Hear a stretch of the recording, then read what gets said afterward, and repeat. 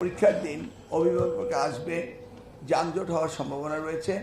সেই কারণে তিনি অনুরোধ করেছেন আমরা যেন পরীক্ষা কেন্দ্রগুলো সকাল 8টা থেকেই পরীক্ষার্থীদের প্রবেশ করার সুযোগ সৃষ্টি করে দেই।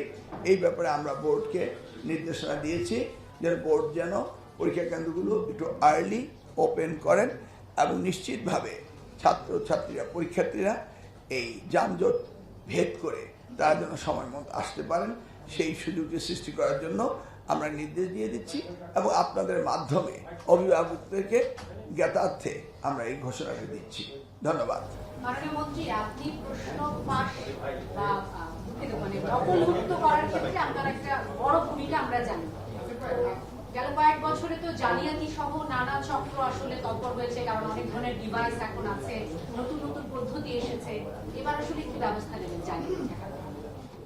মূলত এবার পাবলিক পরীক্ষা অ্যাক্ট 1980 যেটা রয়েছে সেটাকে আমরা কয়েকদিনের মধ্যেই এটা ল মিনিস্ট্রিতে ভেরিংয়ের জন্য আছে, এটা আমাদের হয়ে যাচ্ছে।